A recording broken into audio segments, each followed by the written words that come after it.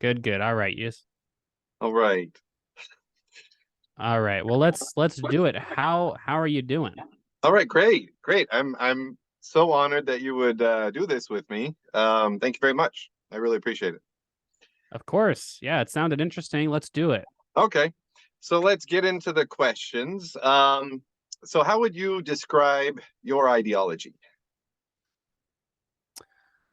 Um, my ideology, I would describe it as oh, give me one second. There's another thing I need to do. Okay. I need to I need to close this. There we go. Um, how would I describe my ideology? I would say I'm motivated by in mostly just by empirical sort of utilitarian consequential style outcome. I try to do what gives the most happiness to the most people, obviously given certain rules and limitations to that, based on broader ethical concerns, and generally try to increase the level of positive liberty and freedom that people have. And the ideology that I've sort of settled on to do that is some sort of Nordic model style social democracy, in terms of economic policy, and then for social policy, more or less just progressive, in mindset, right? Very pro trans, very pro gay, kind of like if it's between you and other consenting adults, then who am I to say that the government has business to involve themselves in such a decision? And That's kind of where I am on the social and economic axis. Okay, great. What would your ideal government look like? My ideal government is probably something like Norway. Um, Pretty much every aspect of the Norwegian government, right? So how their economy is structured, social policy. Of course, there are some things that I think that Nordic countries get wrong. Like I think that aggregately, the drug policy in those countries is probably more strict than the aggregate drug policy in America.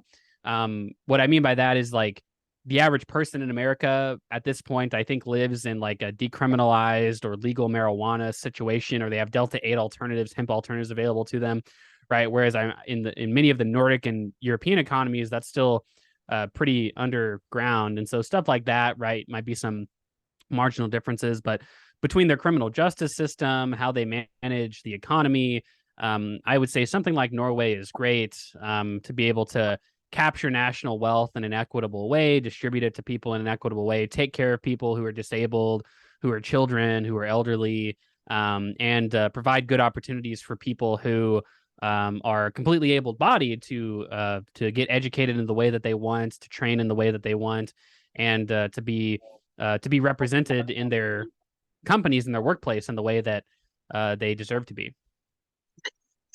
How did you come to these beliefs? Yeah, it's a good question. I mean, I think that I probably, like most people, probably just started with some basic intuition, right? So I was talking to a anarcho-capitalist one day named Fabian, and he kind of asked me a similar question, and my response was that I worked in fast food for 2 years. And when I worked in fast food for a couple of years, what I realized was, man, like it fucking sucks working in fast food, right? And one of the reasons it sucks isn't because it's that bad to make burgers or fries, right? I mean, it's not like if we imagine just making a burger and fries for people, that doesn't sound like the most horrible activity. You're not cleaning sewers or anything like that. It doesn't, on its face, making fast food doesn't seem that bad. The reason it was so bad was because the pay was terrible and the working conditions were awful and the bosses treated you like shit, right? It wasn't the actual job of making fast food. It was the conditions surrounding that work. And that experience for a couple of years kind of is what showed me the value of things like unions and things like government sort of work safety and work standard regulation and things like worker input in policy, right? And so, if you believe in sort of democratic structures in the workplace, things like unions and worker safety and sort of general worker regulation and minimum standards set by government, then you're going to tend to be on the left in political discourse. So that's where I've found myself for the last 10 years or so. Okay. So you're talking about you mentioned unions already. Let's stay there. What are your thoughts on unions as a general theory of the idea that that union, workers should be able to organize for their on their behalf for their benefit, and maybe what we've seen in practice of unions? What are your thoughts? General theory, very positive. I think that even a libertarian should be in favor of unionization as a concept, right? Conceptually, there shouldn't be anything wrong with independent market actors pooling their negotiating power themselves, right? I mean, whether you're right wing or left wing, in theory, that should be okay. Now, the outcomes associated with that, I would say, are a little bit more debated, but to me, I think unions, the outcomes are empirically generally very well validated that, when you have unions, it tends to be the case that companies don't just go bankrupt because they're paying workers too much, right? Workers, it tends to be the case that they can still invest in the things they need to invest in to make a profitable business, in part because the union has an incentive to make the business succeed as well, right? So, the union's not going to ask for the entire farm, right? They're just going to ask for good basic working conditions and standards, right? And so the plug and play of unions and capital interest seems to have been very positive in the examples where unions have had, robust ability to organize and actually demand, contracts and collective bargaining.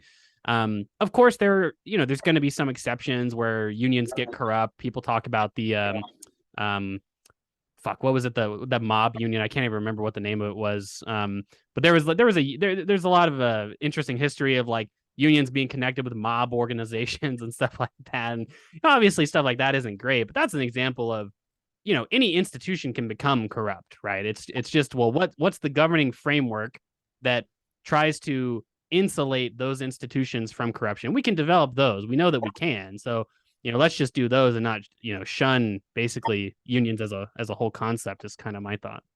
Very good. What are your thoughts on private property? I think private property rights are good. I think that obviously it gets a little esoteric when you talk to some people. Some people make a distinction between private and personal property. I don't.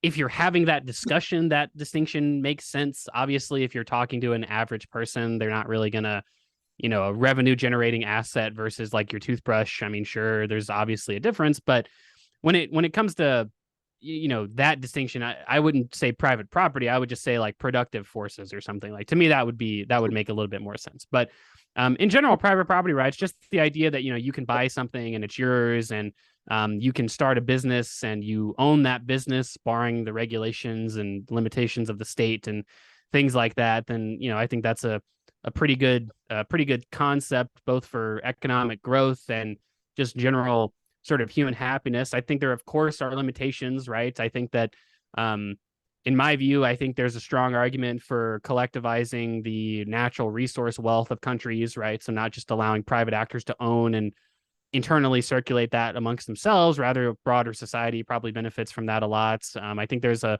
great argument for saying that certain plots of land should probably be restricted for either environmental or sort of social purposes, right? So I think like things like national parks, don't want McDonald's to be buying advertisements and putting, restaurants up in the middle of Yellowstone or something. That's probably fair as well. And then for research purposes, right? If this is like a wildlife refuge that you're using for research, I mean, there's a lot of instances where like a public ownership of land can make sense, but broadly, I think that it's perfectly fine for people to own and construct things and build on land as they see fit, obviously barring safety regulations and stuff like that. Although even that's where proper regulation comes in. I mean, thing like land value taxes and stuff that incentivizes development and housing and stuff like that's also good, but that's not in opposition to your fundamental right to own land or property. So you're pro land value tax? Yeah, I would say so. Okay. Um, so what are your thoughts on capitalism? You're obviously pro capitalism, but you think that there should be regulations and checks on capitalism. Well, I think it depends on what you mean by capitalism. I think that when you're talking to capitalists or people who call themselves capitalists or socialists, all have different definitions. To me, my definition of capitalism is somewhat contemporary, which is that if you believe that, at least in part, capital should be privately allocated and that capital comes with decision making power, right? Then to me, that's a capitalist framework, right? And I believe in that framework to a large degree, right? The idea that you can invest money in a business and get returns from your investment and decide how that business is run proportionally to your investment, I think is fine, right? But then there's also many other collective instances of decision making and structures that I think are also good, right? So things like cooperative ownership, sovereign wealth funds, things like that. Unionization, right? Unionization is a democratic structure in a workplace, right? Where labor and capital come together to make decisions on how to run a business. Worker board membership is the same thing, right? And so certainly it's a kind of a mixed model approach. I think that I used to think a little bit more binary, in a bit more of a binary sense about capitalism and socialism, about our country's capitalist or socialist. But then I read a lot of stuff from Matt Brunig, and he said essentially the more fitted way to think about that is capitalist and socialist institutions, right? There's probably China has capitalist institutions, and obviously the United States, a very much more capitalist country than say the average European country, still has social ownership and public lands and things like that, which are you could certainly define as socialist institutions, at least in part. So it's more about what institutions should be organized in what ways, and less about sort of broadly, is it capitalist or socialist? Okay. You mentioned the sovereign wealth fund, and I've heard your videos on that. You've spoken a lot about that. You seem to be in favor of it, but the in one of your videos, you were talking about the relationship of sovereign wealth funds into like how well or yeah, how well it leads you into socialism or doesn't. I was wondering what you think about the sovereign wealth fund as just providing a measure of equality throughout society.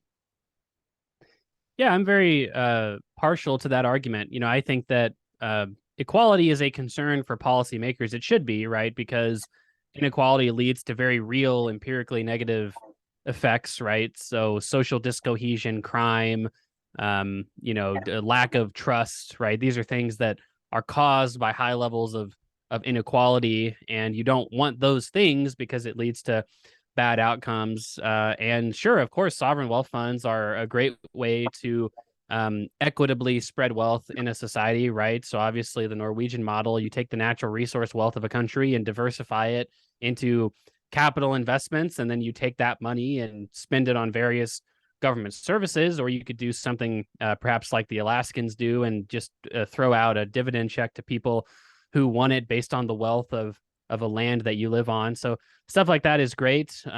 Obviously, the average person doesn't own a ton of stock and doesn't have a lot of capital, income, or wealth. But of course, if we collectivize certain portions of the economy and then spread that in the form of good government services or dividend checks, then that's a way to extend capital influence and ownership and capital income to people who otherwise wouldn't be able to get it. Do you have any preferences on like what that should be tied to, or how that should how that should work? Yanis Varoufakis has a citizens dividend plan, and that would be, I don't know, from listening to him, it sounds like all businesses, or at least all large corporations, would have to contribute a certain percentage. What do you think about that? Yeah, I'm a little less skeptical I'm a little not less I'm a little more skeptical on sovereign wealth funds as a means to achieve like a holistically socialist economy. I mean, I think that um something like that sounds way too ham-handed in my view. I think that the way the Norwegians do it as a method of collectivizing wealth, but also diversifying wealth is really important.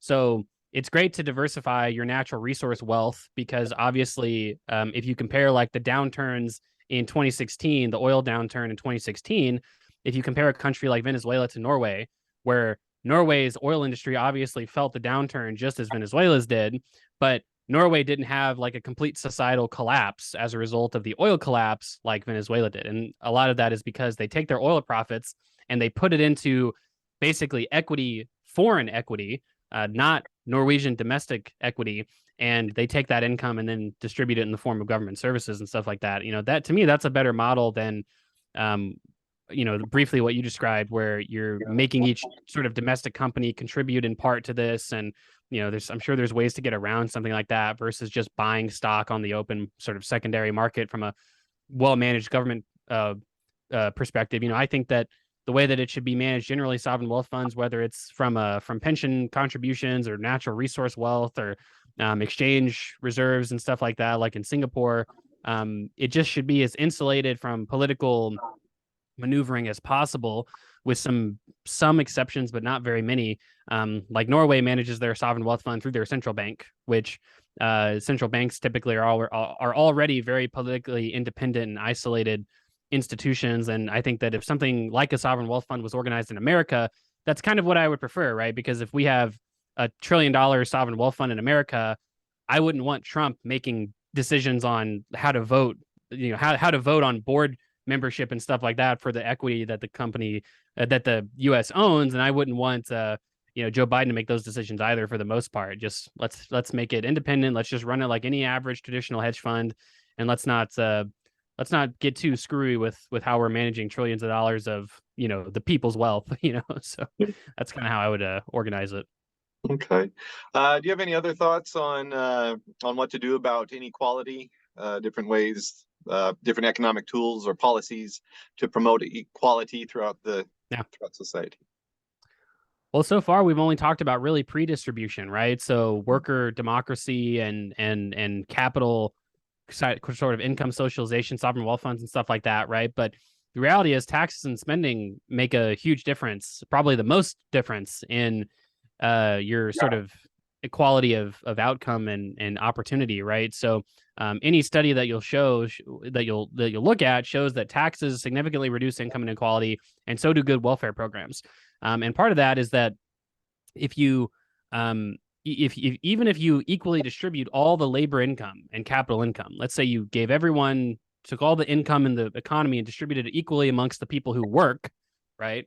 Well, there's still a lot of people who can't or don't work for one reason or another. There's children, there's people with disabilities, there's stay-at-home parents, right? There's elderly people. And if you have one worker that has, say, 2 kids and a wife with a disability, that worker in a world with completely equitable capital and labor income distribution is going to have a lot less discretionary income than someone who, let's say, is married with another worker and they have no children, right? That's a structural inequality that government can come in and try and solve, because people who are elderly or disabled or children shouldn't live in poverty just because they find themselves in that circumstance, right? And so those structures, whether it be child tax credits, subsidies for having kids, good pension systems for the elderly, disability insurance for people with disabilities, unemployment insurance, all of these things are government services funded with, ideally progressive tax revenue structures that greatly decrease inequality and overall result in much better standards of living than basically those same people who are reliant on private charities and nonprofits and stuff like that. Okay. So and I'm not using this in a derogatory way, but you're pro welfare state is what I understand. Very pro welfare. Okay. And and you did a video on means testing, but where do you stand today? It seemed like during that video you're kind of I don't know. Well, I mean, again, you're very practical and very empirical, but where do you stand today on means testing? Yeah, that video totally changed my mind on means testing. Now, I think that previously my thought on means testing was that if a program is like so hard to means test, there's no point in means testing it, right? Like food stamps is an example where the government has just, in America at least, has just fucked that program, right? It's very inefficiently allocated. It's very difficult to distribute that funding. It's very difficult to get that funding. And it's tied to so many restrictions and stuff. It's like, oh my God, dude, just at that, from my perspective, it's like, just give people money for food. You just don't. This program is fucked because of all these different work requirements and different, not to mention it's devolved to the states. So 50 different ways to administer food stamps. And it's just a complete mess. Right. And so just federalize it, make it universal, give people a food card, or just give people like, hey, this is your $300 that we're giving you this month. And in theory, it's for food, but really it's just $300. I mean, whatever, right? Um, Now, the big debate that I was having in my head at the time was negative income tax versus a UBI, right? And my thought at the time was, well, you can distribute more money to poor people with a negative income tax because it doesn't require as much aggregate taxation as a UBI, right? So why give everyone $1,000 when you can give poor people $2,000 like a month, right? And um, what this article from Matt Brunig made the case for was that, well, the cost of a program is really kind of just an accounting trick from the government's perspective, right? Because if we imagine like a child tax credit, which was the example in that video, let's say that we means tested a child tax credit and we gave, we only gave, we gave poor people $6,000 a year for their child expenses, and we step laddered that down as your income went up. Well, the reality is that if you're higher income, you're not getting this tax credit anymore, but you still have to pay for your kids, right? It's not like your kids just disappear if your kids don't become less expensive as they get older. So there's some amount of spending in the economy that's going to go towards raising these children. And obviously higher income people are going to spend that money because they actually have it. But when it comes to the robustness of the program and the actual administrative efficiency of the program, if we imagine that, raising a kid just does cost $6,000 a year, it's like, hey, we've figured it out. This is what it costs to raise a kid, $6,000. Well, that money is going to be spent. So whether it's spent completely by private actors or spent in the form of a tax and then rebate, either way, it's getting spent. So you might as well just give everyone $6,000 a year per child and tax the money on the back end, because then you establish a much broader tax base to fund such a program. It's probably more politically robust because everyone gets it, right? Everyone with children, that is, right? And then similarly, these types of logics can apply to a UBI as well, right? Like, what does it cost just to live? Let's say that at minimum it costs $2,000 a month. Like, okay, well, lower income people might not have $2,000 a month to spend to live. Everyone who's wealthy has at least $2,000 a month to live. So you might as well just tax on the back end to whatever it takes to raise $2,000 a month and then distribute it to everyone, whether you're rich or poor, because at the very least, it's administratively much more efficient. Everyone gets it. So you feel like you're part of it, even if you're taxed more on the back end because you're wealthier, and you get the money to poor people who need it. They're now getting the $2,000 a month. So that is kind of what colored my view on universal versus means tested benefits. Long answer to your question is just that means testing to me doesn't really seem, after the framing of that article, like an effective way to extend money to poor people, because ultimately you just end up, especially in federalized systems or in federal systems like the US, you just end up with so many cracks and so many holes in those programs and so many instances of like just stupid rules on how to get the money that you need, right? Like you see these crazy welfare applications where it's like, do you have more than $2,000 in assets? Like, okay, fuck me. I guess I do. I have a car and a TV. So that means I don't qualify for food stamps in this state because my state's ridiculous, right? So I just think that's all ridiculous. Just federalize those programs and make them universal for the most part. Okay. What do you think about inheritance laws? Yeah, I mean, I think that inheritance taxes from a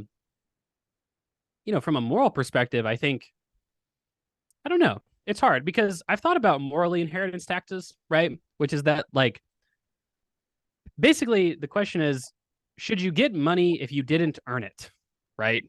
Mm-hmm. And have you really earned money if you inherited it? Well, the answer, I think most people would say no. Of course, you don't earn inherited money. It just happened to be the case you were born into a family with inheritance and they died, and now they're giving it to you, right? It's a gift. And I think and people can mostly agree with that. I think the big problem that people might have is, well, why does the government deserve that money though? Right? Like, why are you giving, they might not deserve it because they didn't work for it, but why does the government deserve that money? Right. And I think that in general, it kind of, for me, goes back to the idea that, well, inequality is reduced massively when you have relatively decent inheritance taxes, right? And inequality is bad for society. And if we have good, sort of well-structured government programs, that money isn't just going to waste, right? I think one of the big problems with the US welfare system is that it is a bad welfare system. And so a lot of people look at the US welfare system and say welfare sucks. But the reality is it's just really the US welfare system that's terrible. It's not like every country's welfare system. And so I think that my view is that if we fixed our welfare system, people would have a lot less problem inherently with things like inheritance taxes or income taxes because they're able to more directly see the benefit. Like, hey, yeah, sure, I pay these taxes, but I get that $2,000 check every month. Or yeah, hey, I pay these taxes, but it really helps me afford my children. Like, yeah, I pay these taxes and I don't even have children, but it's nice not to have all these children living in poverty because crime went down so much, right? These are the kind of spillover effects that I think people can notice when welfare structures are good and when taxes are more sort of directly distributed. Let's say you can really see the results of what you're getting, and I think that would also lead to less skepticism about things like inheritance or wealth taxes as well. Okay, great. What are your thoughts on liberty? How would you define it? Um, I think liberty is when you can do what you want, pretty much fundamentally. Now, that's not to say that complete and total liberty is good, right? Because I don't want like child molesters to molest children, right? Because there's your liberties are sort of the liberty of the child to live freely and uncoerced versus the liberty of the child molester to molest children, right? So there's obviously exceptions to that, but broadly I think liberty is just when you can do what you want, and you should try and maximize liberty as much as you can without harming the liberty of other people. The murderers who want to murder, or the rapists who want to rape, right? We restrict their liberty because we would assume that the liberty of people to go throughout society unmurdered and unmolested is probably a bigger, a better trade off than letting the rapists and murderers rape and murder. So. Okay. Which political philosopher do you take most inspiration from? Um, I don't know. That's a good question. I don't really read a ton of philosophy or anything like that. So I really can't answer that. There's not really political philosophers that I listen to that much. I think that right now the people, the people that I'm probably the people that I take the most seriously in terms of their reading aren't really philosophers, right? So, and I don't agree with everything all these people say, but I think that people like Matt Brunig, Noah Smith, even Matt Iglesias, people like that, these sort of well-known writers, not really philosophers, but kind of pop econ people, are people that I've been taking, pretty seriously as of late. What do you think about the Democratic Socialists of America? Um, it's hard to say really because that's such a confederized style group, right? Like the DSA in like Dallas is going to probably be a lot different than the DSA in San Francisco, right? And the like national DSA chapter is going to be different than like different state chapters. So it's hard to say. Really, I would say, I would say broadly, I would fit in pretty well with the average DSA member. Based on policies we support. Obviously, there'd be probably some disagreements, right? Like I'm not really a defund the police person. I'm more of a reorganize the police person and things like that. And I'm probably a lot less NIMBY than the average DSA, like city chapter DSA member. So, but I think overall that's as a political actor, that's a group that I could work with, I imagine. Fascinating. Do you think your ideology is ascendant or descendant? What does that mean? Well, is it on the rise? Are more people accepting of your beliefs, or is it declining, Yeah. in your opinion? I think more people are definitely accepting of my beliefs over time. I mean, there was a time when, the devolution of welfare happened under a Democratic administration under Bill Clinton, right? And whereas, right, direct cash benefit made a huge comeback under the Trump administration, right? When he was cutting checks to people, right, as a result of the COVID lockdown. Trump pretty much, I mean, functionally, the Trump administration was a pretty standard Keynesian administration when it came to handling that pandemic. I was actually very surprised, pleasantly, by the uh fiscal policy, frankly, of the Trump administration. I think part of that is a broad based shift in ideology behind, you know, basically being more and more comfortable with the government coming in and doing certain things to make people's lives better.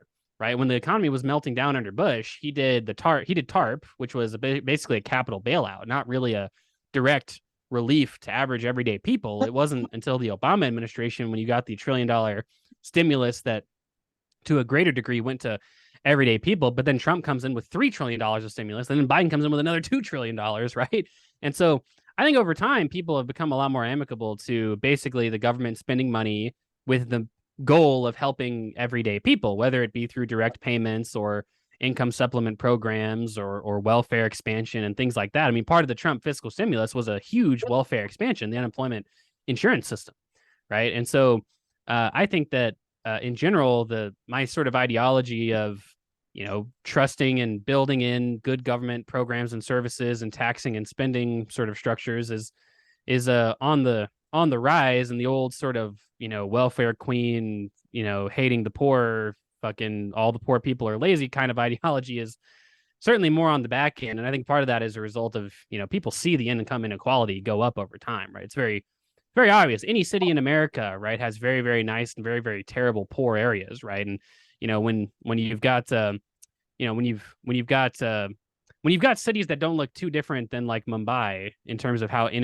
unequal they are, people are going to recognize that and really have a problem with it. And that's when hopefully good policy can take over. Great. Great. Oh, a follow-up to the DSA question. Did you support Bernie Sanders in 2016 or 2020? Yes. So the first presidential ballot I ever cast was in the 2016 primary for Bernie.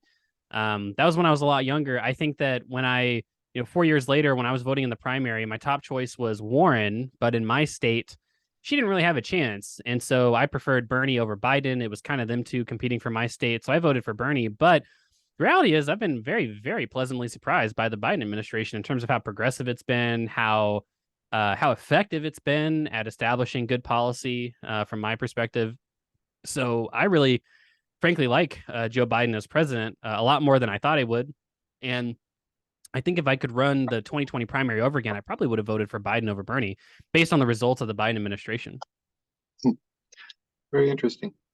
Okay, well, those are all the questions I have for you today, and I really appreciate you doing this. So if I could tell all your now are you recording? Well, you're going live right now, but if I could tell all your listeners to please subscribe to the Classical Republican, um, that would really help me out. So thanks a lot. There you go. No problem. It was fun talking to you. Yeah, great. Thank you.